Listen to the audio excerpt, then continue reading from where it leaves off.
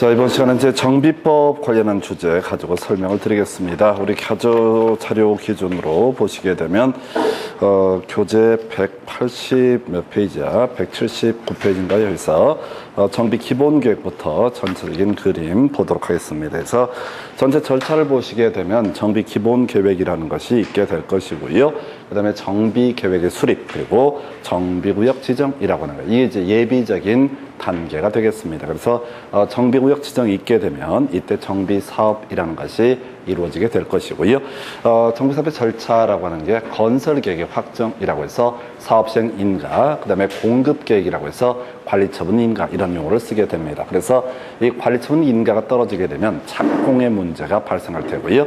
인가된 사업시행 계획에 따라서 공사가 제대로 되는가 확인하는 것을 준공인가, 그 다음에 인가된 관리처분 계획에 따라서 소유권 이전에 주는 것을 가리켜서 이전의 고시라고 이렇게 얘기합니다. 그래서 전체적인 절차에 관한 부분은요, 사업시행 인가, 관리처분계획 인가, 그 다음에 이제 준공 인가, 그리고 이전의 고시라고 하는 거, 다시 사업시행 인가, 관리처분 인가, 준공 인가, 그리고 이전의 고시, 이렇게 4단계를 거쳐서 정비사업은 이루어지게 된다라고 해서, 건설은요, 인가된 사업시행 계획에 따라서 건설이 이루어져야 되고, 공급은 인가된 관리처분 계획에 따라서 공급이 이루어져야 된다. 이게 이제 기본 전제가 되겠습니다. 그래서 제일 처음에 논의할 쟁점이 정비 기본 계획, 내용 별로 많지 않은데 통계적으로 상당히 많은 출제가 이루어지고 있는 영역이 되겠고요. 자, 그래서 정비 기본 계획, 시장 등이 수립을 하게 된다라고 하는 거 해서 논의의 포인트, 도 밑에 있는 시 중에서 대도시가 아닌 시에 있어서는 도지사가 기본 계획 수립이 필요하다고 인정했을 때만 기본 계획을 수립하고, 이때는 도지사의 승인을 받아야 된다. 그래서 지문 구성할 때 대도시 시장이 뭐 정비 기본 계획을 수립한다라든가 이런 것들은 큰 이슈가 되지 않겠고요. 그래서 출제 포인트, 여러분 교재에 이렇게 써놨습니다. 이변단이라고 해서 써놨어요. 그래서 자, 원래 정비 기본 계획 등을 수립함에 있어서 도지사의 승인을 받거나 이런저런 내용들이 필요하게 되는데, 일정한 변경이라고 하는 거, 단축이라고 하는 거, 이런 것들은 어떻다? 각종 절차를 생략할 수 있다. 그래서 외울 게 뭐라고요? 이변단이라고 해서, 여러분 교재 보시면은 거기 20% 미만의 범위에서 변경이라든가 20% 미만의 범위에서 변경, 단축, 뭐 이런 것들 나와 있어요. 묶어서 가셔야 돼. 그래서 이 기본 계획 등을 수립함에 있어서 각종 절차 등을 생략할 수 있다라고 하는 거, 이변단 들어가면 어떻다? 생략할 수 있다. 이거 외우셔야 돼요. 작년 시험 문제 출제 이슈가 됐던 거, 이변단 들어가면 어떻다? 각종 절차를 생략할 수 있다. 요렇게 논의를 잡습니다. 그 다음에 이제 이 기본 계획은 10년 단위로 수립하고 5년마다 재검토라고 하는 거. 사실 통계적으로 가장 많은 출제가 됐던 것이 10년 단위 수립 5년마다 재검토라고 하는 거. 10년 단위 수립 5년마다 재검토. 이게 가장 중요한 포인트가 되게 됩니다. 자, 그래서 이때 이 정비 기본 계획 등은 시장 등이 수립을 하게 된다라고 할 것. 요걸 가지고 29회인가 30회 때 나왔던 것이 국토교통부 장관이 기본 계획 10년 단위 수립 5년마다 재검토 틀리게 뽑아냈었고요. 자, 계획 기본 계획이라는 것은 시장 등이 수립을 하게 된다. 그리고 요거랑 비교할 것이 기본 방침이라고 하는 거, 국토부 장관이 10년마다 정하고 5년마다 재검토를 하게 된다라고 하는 거에서 숫자가 비슷하기 때문에 착각할 수 있는 주제 해서 세 가지로 정리해 봐야 되죠. 먼저 기본 방침, 국토부 장관이 정하게 될 것이다. 10년마다 정하고 5년마다 재검토. 기본 계획은 시장 등이 수립하게 되는데 10년 단위로 수립하고 5년마다 재검토 라고 하는 거, 요렇게 그림을 볼 수 있겠고요. 그 다음에 작년에 나왔던 주제 이변단이라고 하는 거, 20% 변경, 그 다음에 단축 등은 어떻다? 이때는 승인을 요하지 않는다, 절차를 생략할 수 있다. 그래서 이변단 같은 경우는요, 작년에 이제 박스형 문제로 구성이 됐으니까 앞으로 지문 형태로 출제가 되게 될 겁니다. 근데 앞쪽을 보시면 안 돼. 끄트머리 가면 뭐 승인을 요하지 않는다라든가 주민의 의견 정체를 생략할 수 있다, 이런 식의 얘기를 할 때 그저 그 앞에 뭐 있으면 된다. 바로 이변단 들어가면 어떻다? 생략할 수 있다. 하지 아니할 수 있다. 세 가지 가셔야 돼. 해서 그냥 막연하게 보시는 게 아니라 기본계획 파트에서 가장 많은 출제, 시장 등의 10년 단수립 5년마다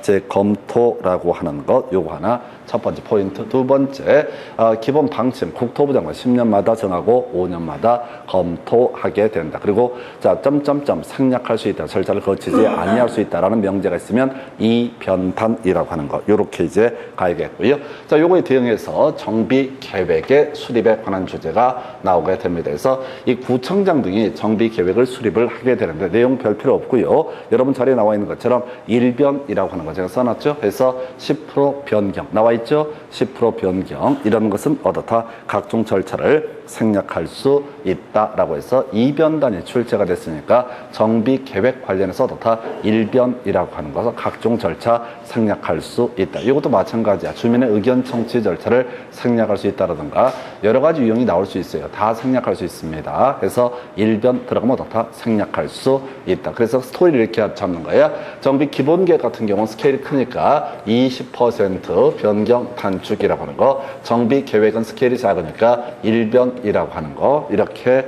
그림을 잡아주셔야 돼서 하여튼 뒤쪽 보셔야 돼. 점점점 뒤에 생략할 수 있다. 거치지 아니할 수 있다는 명제 앞에 뭐 있어야 돼? 일변 들어가면 어떻다? 각종 절차 생략할 수 있다 해서 저 이렇게 네 가지 보셨습니다. 그래서 정비 계획에 관한 주제까지 보셨고요. 자, 그 다음 페이지 가서 보시게 되면 이제 재건축에 있어서 안전진단이라는 주제가 나오게 됩니다. 그래서 자, 지금 7년 동안 2번인가 지문 구성됐던 사례가 있겠고요.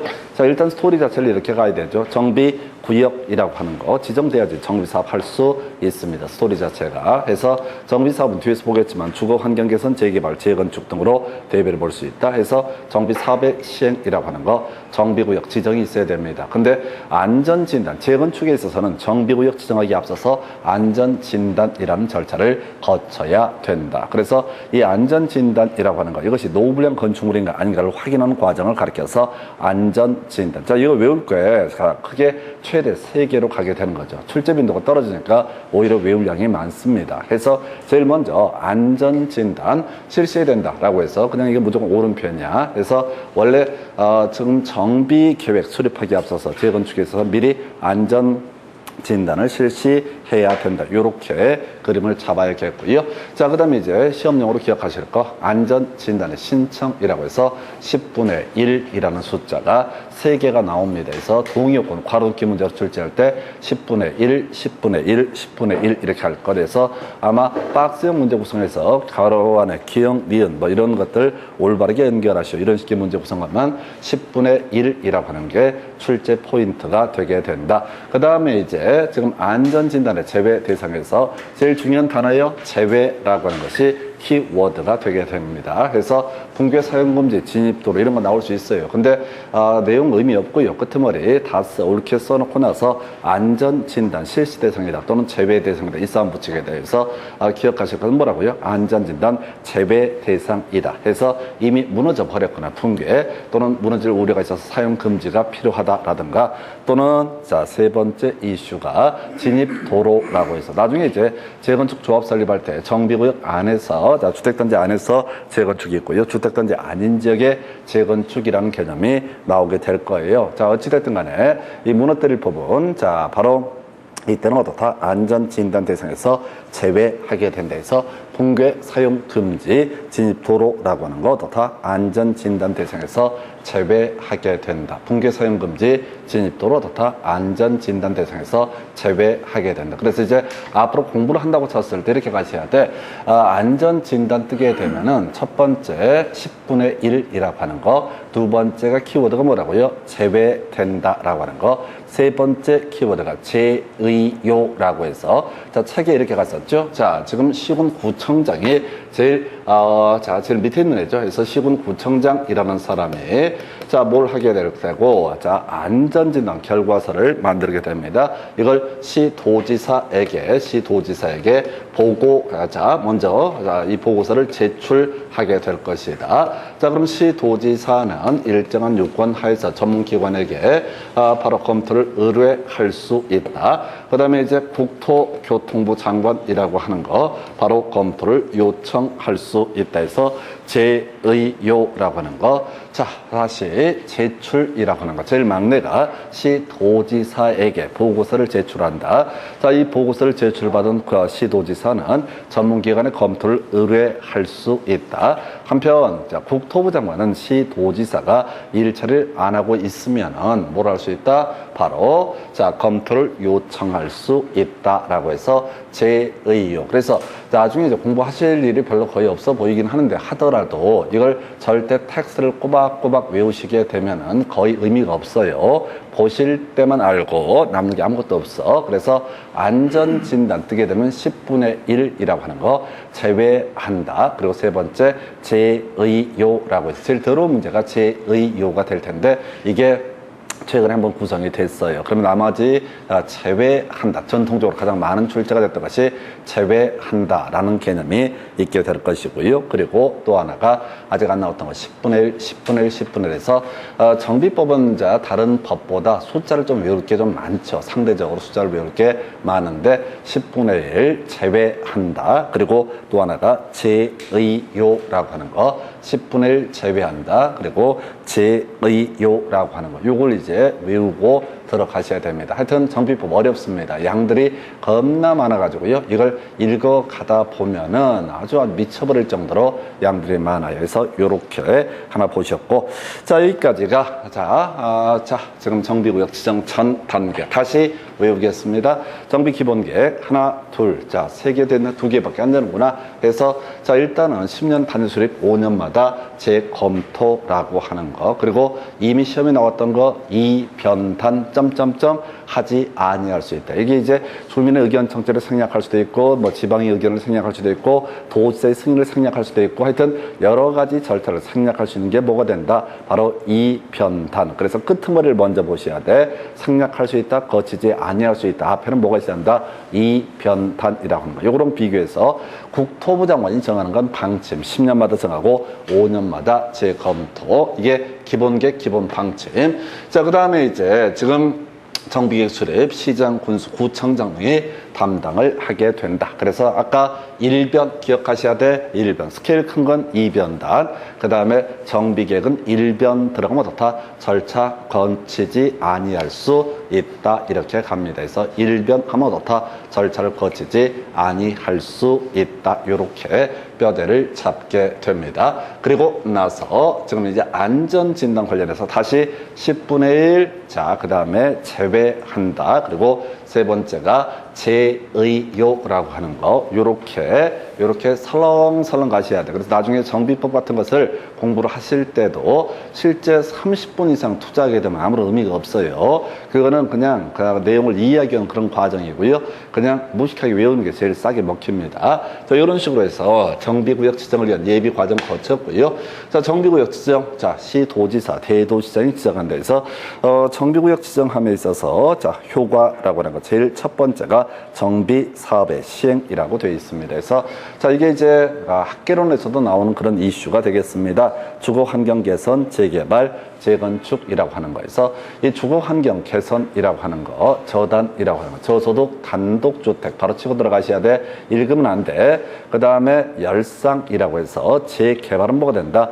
열악하고 상업지역이라고 하는 거. 재건축은 뭐라고 했어요? 양호라고 해서 자, 기본 뼈대, 저단, 열상, 양호 해서 용어 정확히 가셔야 됩니다. 달동네 개선사업, 이걸 뭐라고 그런다? 주거 환경 개선 사업이라고 부른다. 요거 이제 문제 구성할 때 주거 환경 관리 사업 하면 틀려요. 정확하게 주거 환경 개선 사업이라고 하는 거. 용어 절대 놓치면 안 됩니다. 이런 실수를 하면 안 돼요. 그래서 주거 환경 개선 사업. 그다음에 재개발, 그리고 세 번째가 재건축, 이런 구조로 가는 거에서 저단, 열상, 양호에서 달동네 특징, 저소득 주민 이렇게 말을 만들어야 되고요. 거기에 특징 단독주택이라고 하는 거. 그 다음에 재개발이라고 하는 것이 열악하고 상업지역이라고 하는 거. 재건축은 뭐라고요?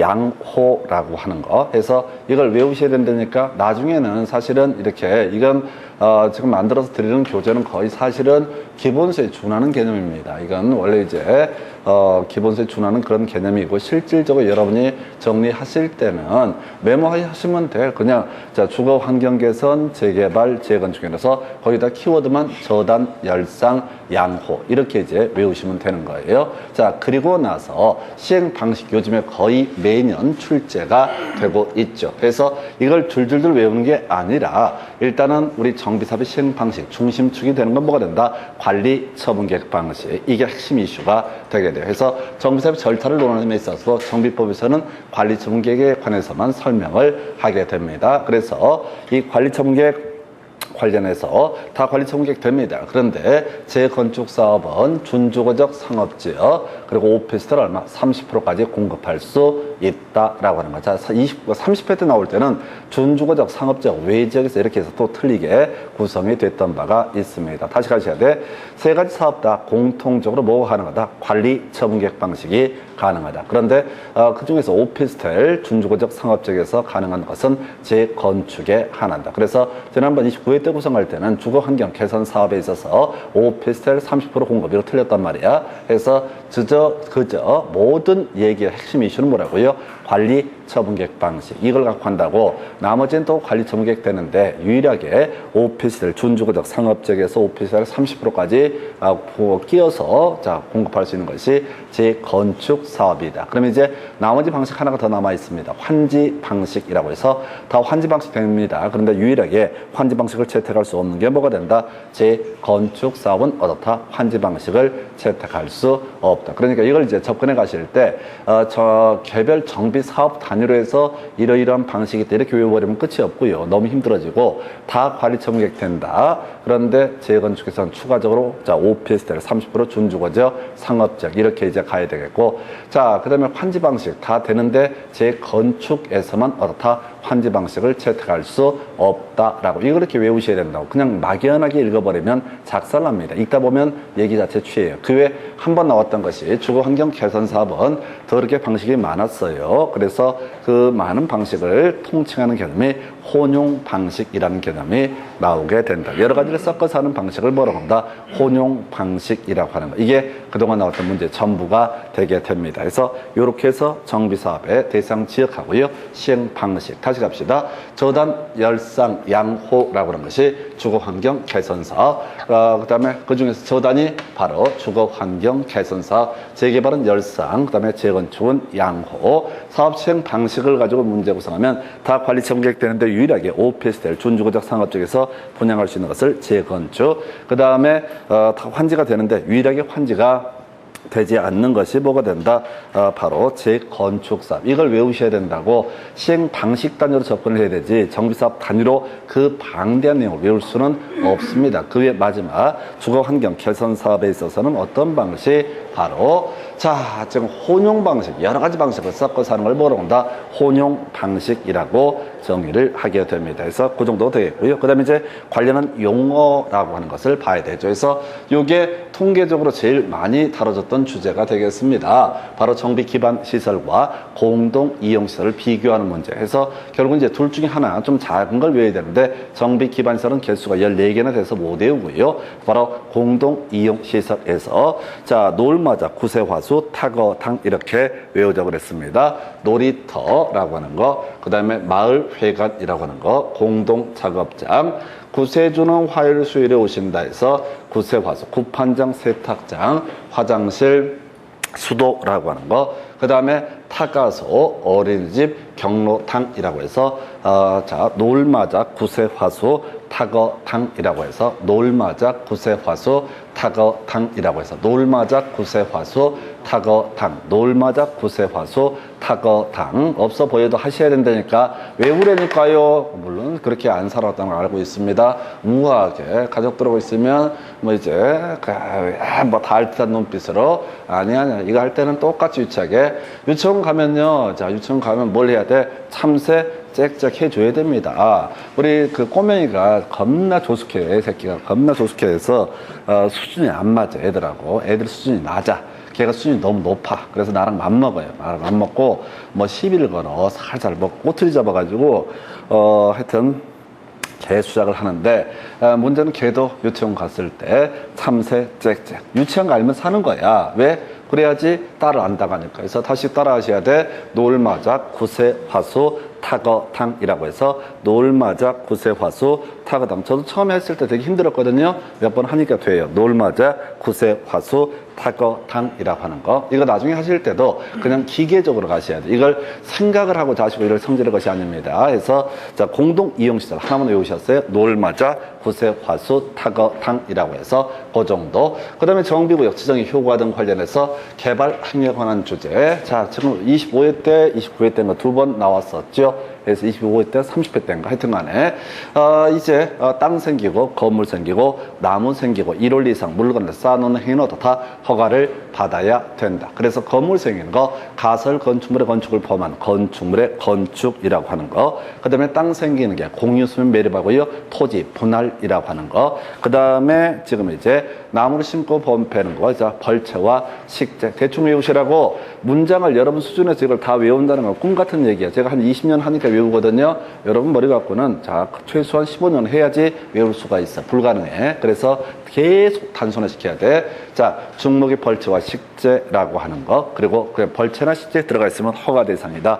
그 다음에 1월 이상 물건을 쌓아놓는 행위 허가를 받아야 된다. 그래서 정비법에서 지금 6년, 5년 사이에 두 번 출제가 됐었고 이 주제는 도시개발구역 지정의 효과와 관련해서도 똑같이 구성이 되게 됩니다. 땅 생기고 건물 생기고 나무 생기고 그 다음에 바로 1월 이상 물건을 쌓아놓는 행위로 다 허가를 받아야 된다라고 하는 거. 이 정도까지 이게 정비구역 지정의 효과 등에 관한 주제. 다시 외우겠습니다. 지금 할 것도 없으니까 시간을 때워야 돼요. 그래서 다시 구역 지정되게 되면 자, 다시 갑시다. 오늘 외우제니까 지금 다시 갑시다. 주거환경 개선 사업이라고 하는 거. 자, 저단, 그 다음에 재개발은 열상, 재건축은 양호라고. 이거 나오면 이제 서비스 문제입니다. 그리고 이 문제는 27회 때하고 30회 때 부동산 학개론에서도 이런 문제가 나왔었어요. 저단, 열상, 양호라고 하는 거. 그리고 좀 어렵게 요즘 한참 유행하는 게 시행 방식에 관한 주제. 시행 방식에서 자, 포인트가 관리 처분 계획이 되느냐 되지 않느냐, 이게 논의의 쟁점. 다 된다. 그런데 오피스텔 30%까지 준주거적 상업적에서 공급할 수 있는 게 재건축. 나머지 관리 처분 계획 방식은 오피스텔 공급할 수 없다. 환지 방식 다 되는데 유일하게 환지 방식을 채택할 수 없는 게 뭐가 된다? 재건축 사업이다 라고 하는 거 외우셔야 됩니다. 자, 그리고 파생되는 용어. 노을마자 구세 화수 타거당. 노을마자 구세 화수 타거당이라는 거. 노을마자 구세 화수 타거당. 노을마자 구세 화수 타거당. 이게 바로 뭐가 된다? 공동 이용 시설. 그래서 문제 출제할 때는 항상 요 두 개를 비교하는 식으로 출제가 되고요. 7년 동안 세 문제 구성됐으니까 아마 정비법에서 단일 주제로 가장 많은 출제를 이루어진 것이 바로 공동 이용 시설과 정비 기반 시설의 차이가 되게 된다. 그냥 의미 없어요. 그냥 이렇게 정의할 뿐이다. 그리고 나서 지금 이제 지금 허가 대상 땅 생기고 건물 생기고 나무 생기고 1월 이상 물건을 쌓는 행위는 다 허가를 받아야 된다. 여기까지가 정비구역 지정의 효과 관련해서 보셨어요. 여기까지가 주로 이제 한 두 문제에서 많으면 두 문제 정도 보통 구성되는 영역 이렇게 봅니다. 잠시 끊었다가 이제 정비사업 시행 등 관련해서 설명드립니다.